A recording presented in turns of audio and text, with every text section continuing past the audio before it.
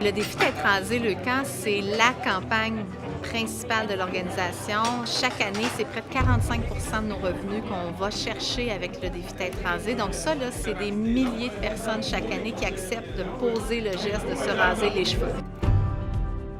J'ai fréquenté des enfants malades à l'hôpital qui avaient un cancer en même temps que ma mère.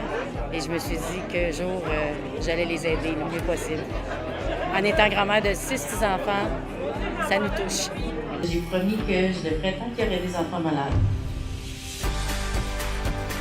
Oui, c'est ma première participation, oui. Mais déjà, ça touche les enfants, donc déjà là, au départ, c'est très important, c'est la relève, c'est ceux qui nous suivent, donc c'est vraiment très important.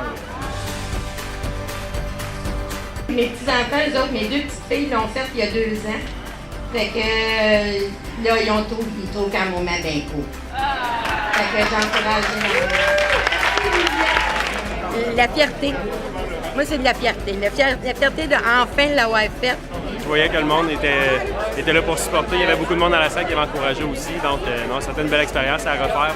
J'espère que ça va avoir motivé d'autres personnes d'embarquer l'année prochaine. Oui, il y a une fierté. Je me sens plus vulnérable pour vrai parce que pour moi, mes cheveux me définissent comme individu.